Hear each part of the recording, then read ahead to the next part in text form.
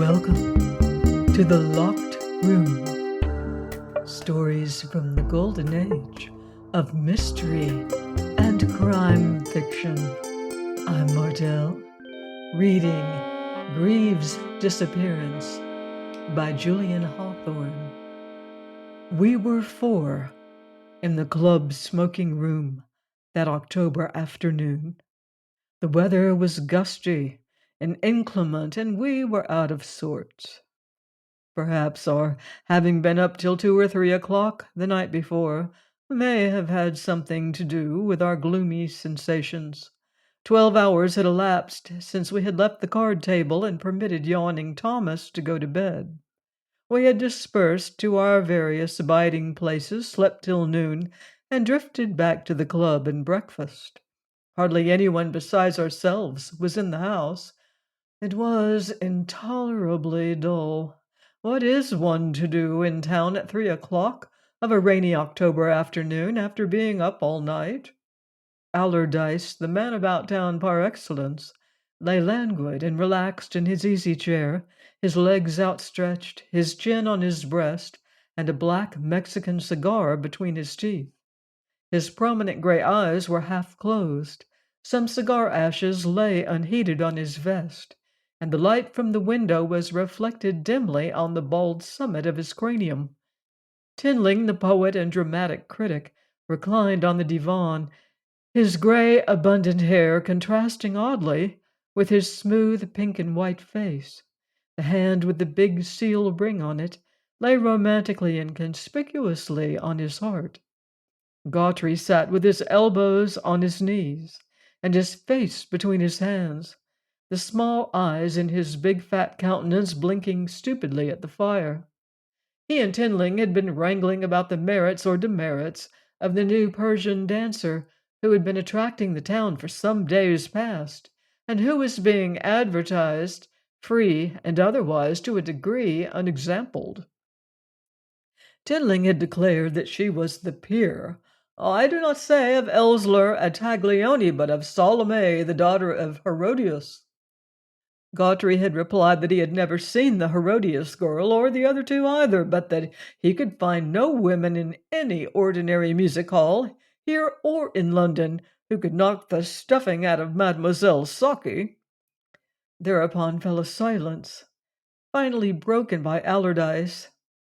"If no one else will, I suppose I must," said he, leaning forward and touching the electric bell in the panel.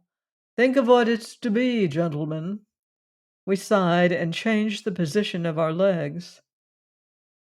"There should be a by-law specifying the correct drink for each hour of the day," said someone.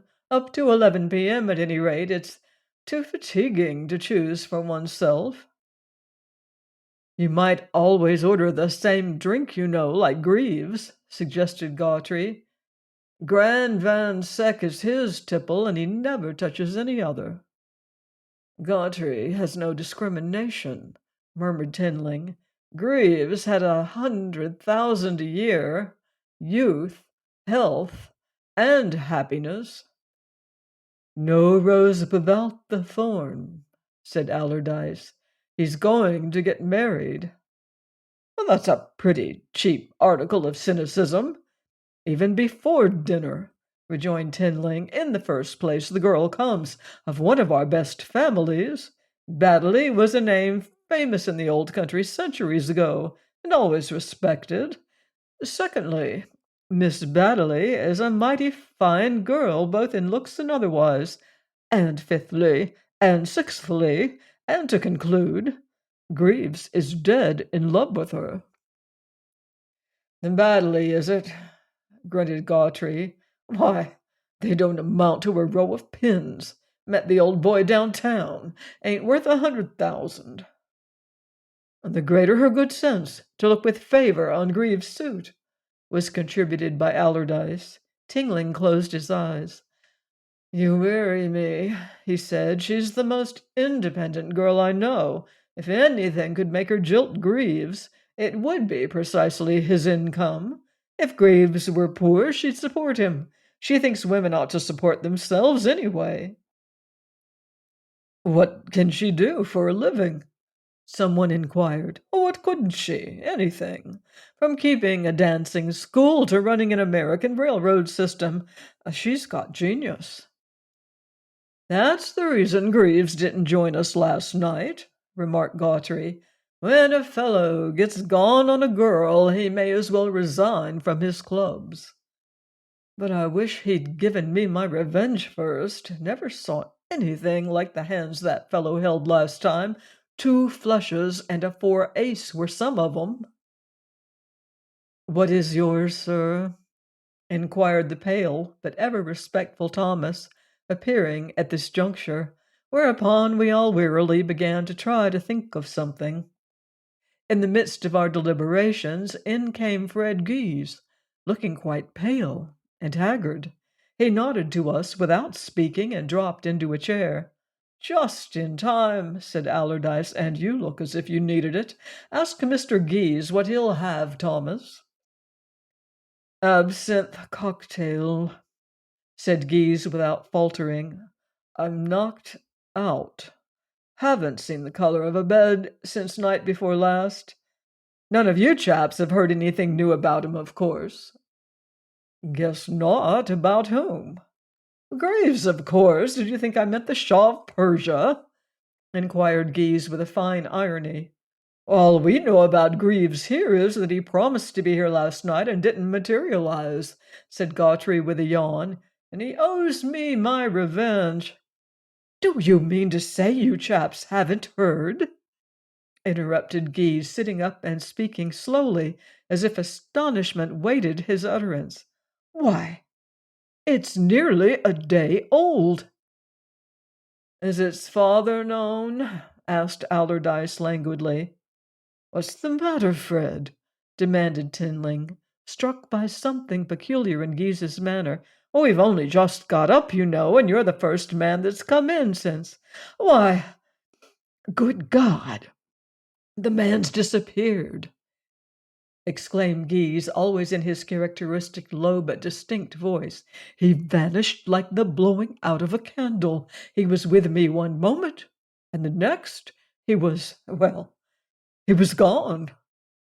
I say, grunted Gautry, draw it mild. What are you giving us? What are the circumstances? How disappeared? When? Where? Put in Tinling, erecting himself and shaking back his long gray hair. Why, I supposed the report would have got here the first thing. It's the most inexplicable thing I ever came across. Now, let me see. To begin at the beginning, I had breakfasted with him in the forenoon yesterday at his rooms. He was quite jolly, rather more so than usual, I thought. I took it for natural, high spirits, going to be married soon, all that sort of thing, you know. But I've thought since it may have been excitement, from some other cause, you know. He talked a bit about his private affairs. We're pretty intimate, you know. But nothing was said in particular that I remember. We talked of the Ingledews ball, and that escapade of Mrs. Ravel's, you know, and that Mademoiselle Saki, the Persian dancer, whom he didn't think much of, by the by, and of the gold find in Alaska. He said he thought that looked promising, and that he might like to take some stock in that, and then, for pity's sake, do tell us the story first, and we can join you in your comments afterward, someone exclaimed. Get to the point, can't you?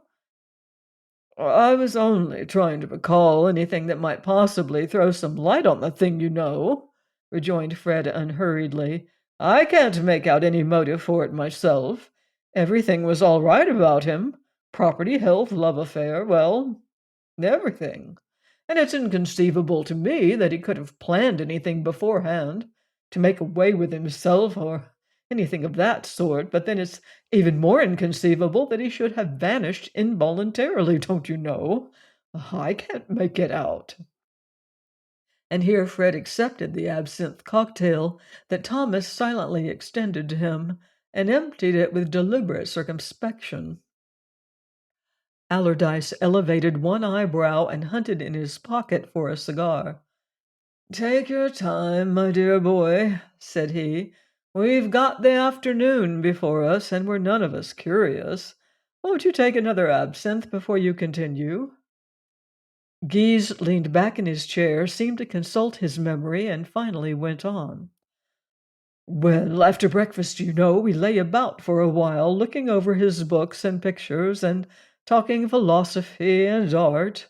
Toward 3 or 4 o'clock, just about this time, we agreed to go out for a little stroll. It looked as if it might rain, and Greaves put on a light gray mackintosh overcoat that he'd just had over from London, rather a peculiar-looking thing it was, by the by, and a soft felt hat, and out we went.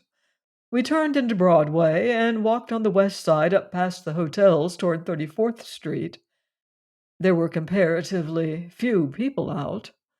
I remember we passed a long file of those sandwich men, with Persian turbans on and boards with Saki's portrait on them. She's at the Fifth Avenue.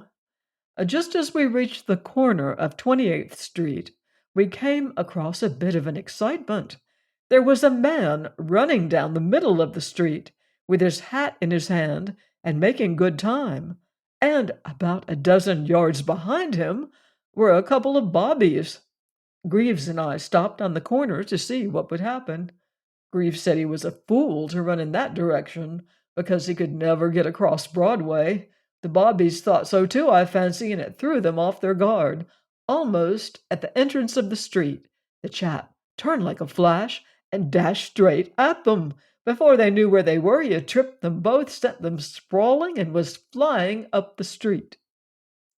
Halfway along the block, there's an empty house going to be torn down. The basement door was open, and he went through it, and that was the last ever seen of him, I fancy.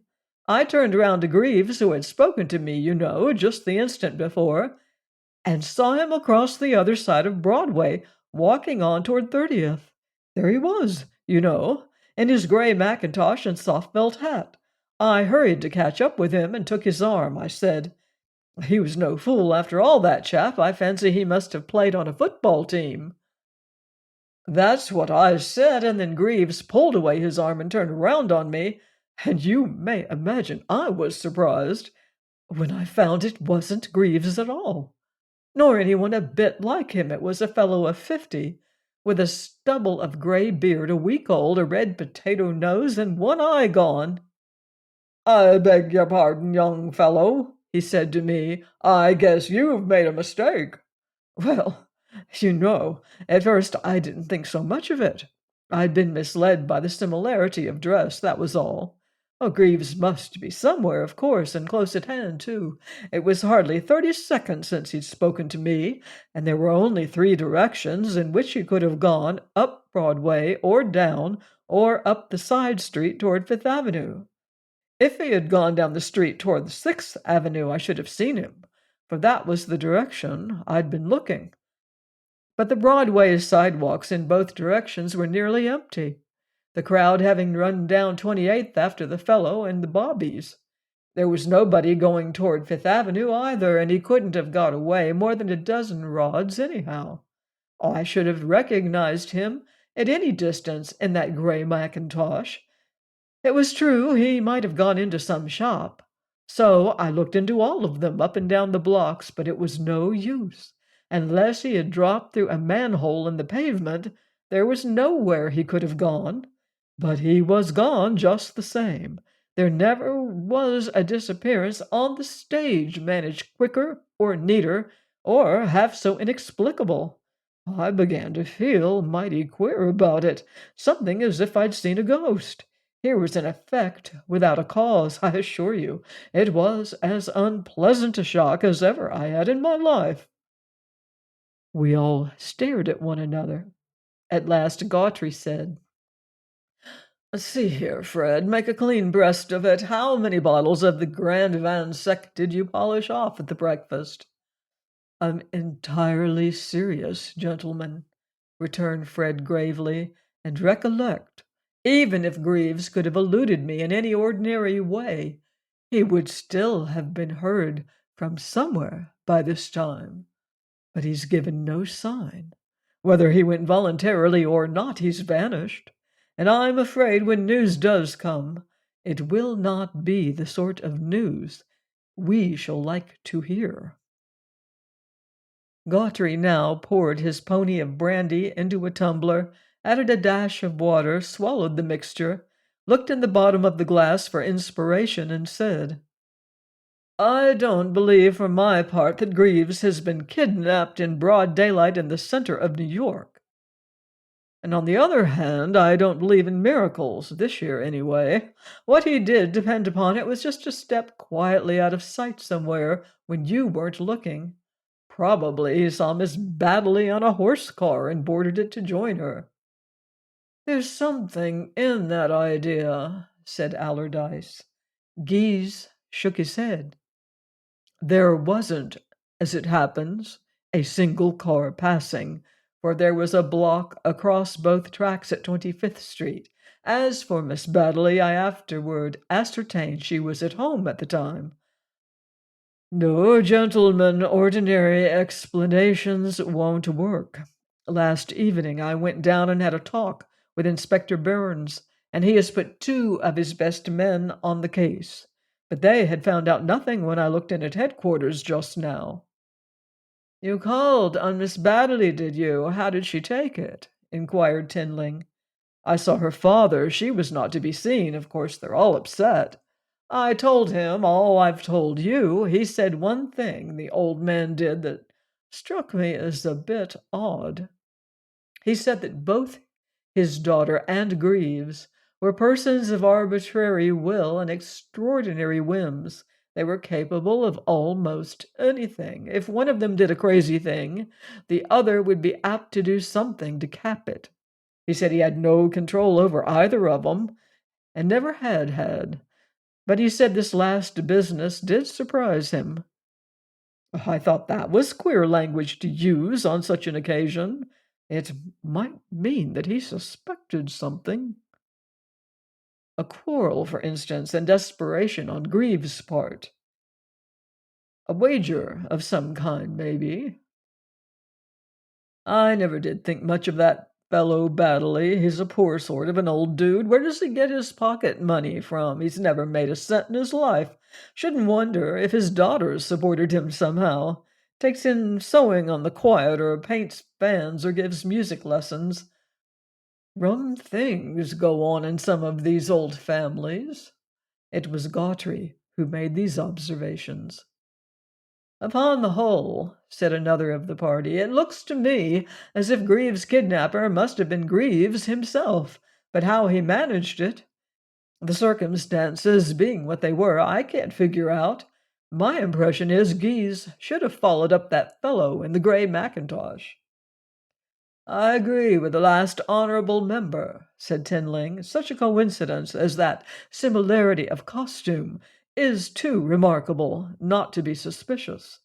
Looks like a plot of some sort, but there's nothing to throw any light on his motive." "Let's have another drink," said Gautry. "What are we going to do this evening?" "I am going to the Fifth Avenue to see Saki," said Allardyce.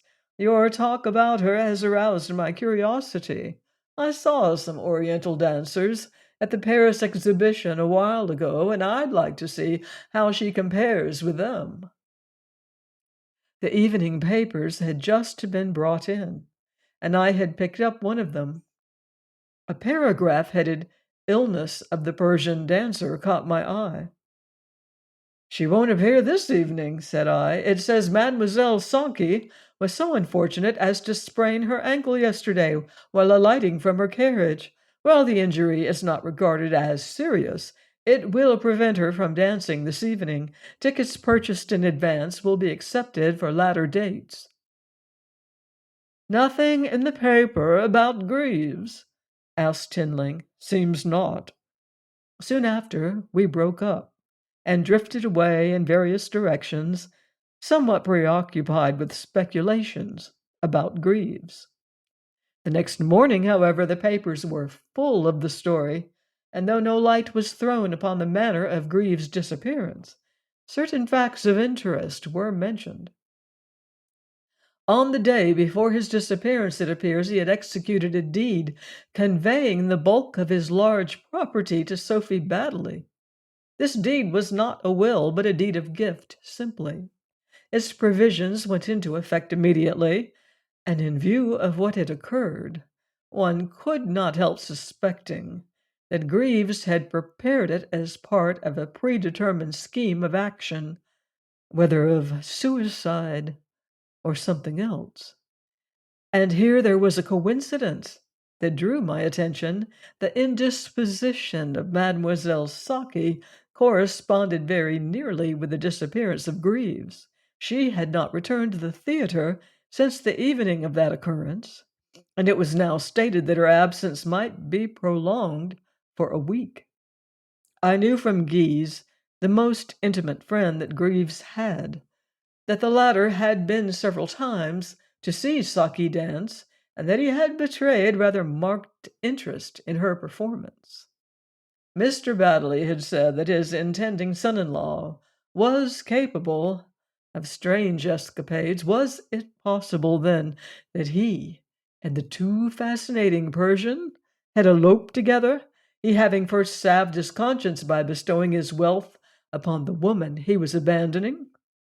Moreover, Tinling, having made inquiries at the theater, brought news that there was now no prospect of Saki's returning at all. On the contrary, her agent had paid a heavy forfeit, and she had departed none knew whither. The sprained ankle was obviously a fiction. Of course, the manner in which Greaves had effected his exit was no less than ever a mystery. A conceivable motive had been suggested. That was all.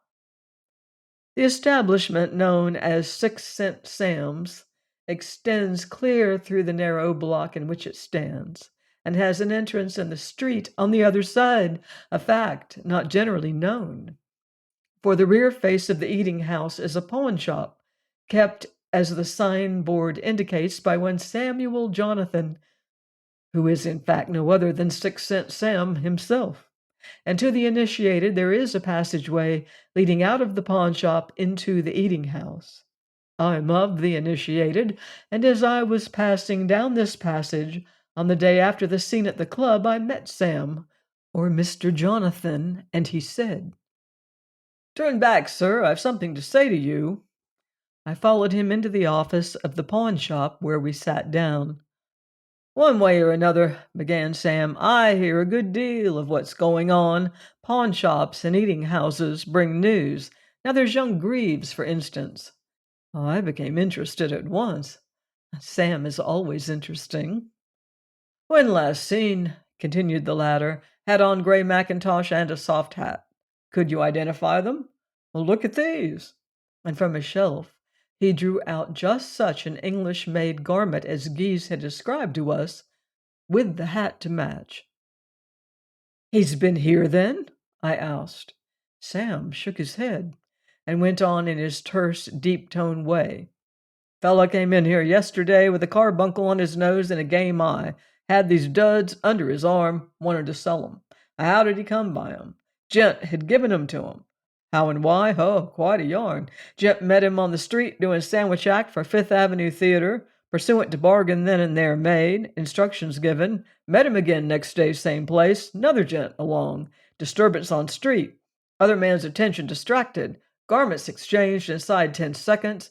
Gent in sandwiches marches down street after other sandwiches. No one ever thinks of looking at face of sandwich, only the announcement on board. Thus gent became invisible and has so remained." So this was the simple but ingenious solution of the puzzle. "And where's Greaves now? And what did he do it for?" I asked. Sam looked me straight in the face with his powerful eyes. "Where's Saki?" he replied. "So they're together after all," said I, rather vain of my insight. "Guess not, but they ought to be." Well, that was a queer thing to say, and I stared at Sam without answering. "Newspapers say he gave a pot of money to Miss Baddeley," resumed the latter. "Proud, independent girl, father poor. She will be beholden to nobody, not even Greaves. Wanted to support herself. Greaves objects. Quarrel. Now, if Greaves were to make away with himself after deeding property to her, she would naturally give up her scheme of earning her own living. Do you see how the cat is going to jump? You think Greaves has committed suicide? Sam gave me a reproachful glance. Wasn't I asking to bring him and Saki together? Do you know either of the ladies? Either of them? Well, do you know Saki? Asked Sam a trifle impatiently. No, I don't. Nor Miss Baddeley? I haven't that pleasure. I'll introduce you to both of them. We'll go now. Great friends, always together. Who? Miss Baddeley and Saki? The same. Well, what are we to do there? I want 'em to settle which of 'em's to marry Greaves. Is Greaves in love with both of them? That's his fix, precisely. And they with him? That's what I'm figuring on. And you expect them to agree which of them? We have to hurry, remarked Sam, rising. Let me get into a clean shirt and we're off. He stepped into a side room as he spoke and shut the door.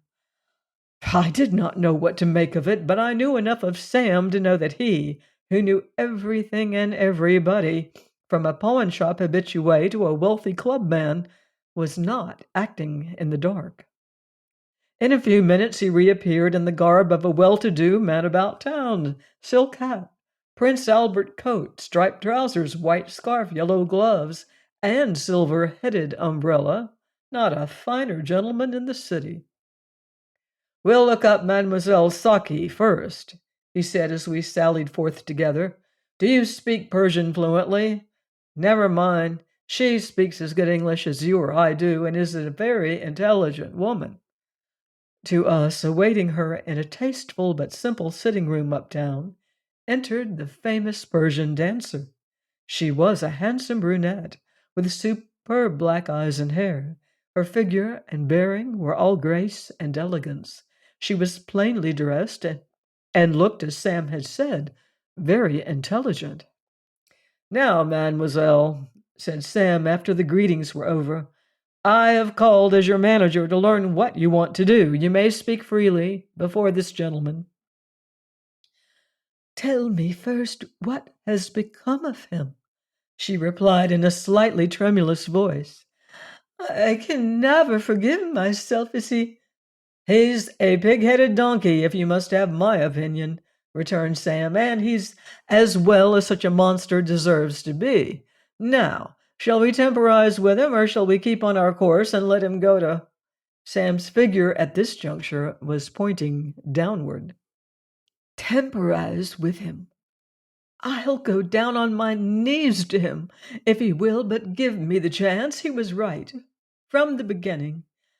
And I was wrong. I saw that almost from the first, long before this terrible thing happened.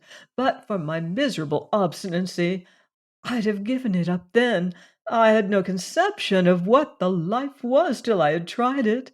It was an awful lesson. I shall never forget it. I feel as if I had actually done all the bad things everyone seemed to suspect me of, and yet, when I was looking forward to it, it all appeared good and right. I thought I would elevate and ennoble my art.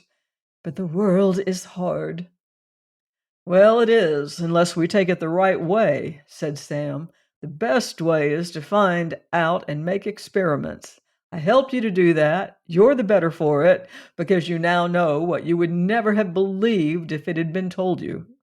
Some girls go through life believing all they are told, good or bad, but you're not that sort. You can do other things just as clever as dancing and not so open to remarks. For one thing, you can make a man happy and bring up his children. Mademoiselle Saki blushed, and tears stood in her eyes. It's too late to think of that now, she said. He must despise me and hate me. He couldn't help it. Bleh! Besides, there's other men in the world good as he, and a great deal better. You know that is not so, exclaimed Mademoiselle Saki with a naive indignation that was enchanting. I should like to see him again, though. Just once, she added, to tell him how sorry and ashamed I am, and to ask his forgiveness. I guess it would be more politic for you to forgive him, said Sam with a smile. However, we'll see what can be done. And thereupon we took our leave. It was a mysterious affair altogether, and has never been cleared up to this day. As everybody knows, Greaves is married, but he married Miss Sophie Baddeley. Mademoiselle Saki was never again heard of. It is the impression among the general public that she returned to Paris. Be that as it may, I saw Mrs. Greaves driving out in the park the other day with her husband, and remarked that the lady bore a striking resemblance to the Persian dancer. Geese and Tinling, however, have never spoken of any likeness. No doubt she must have looked very different in her Persian costume from what she did in the plain American dress that she wore when I saw her. Please join me next time for more intriguing investigations here on The Locked Room. Until then, beware of footsteps in the dark.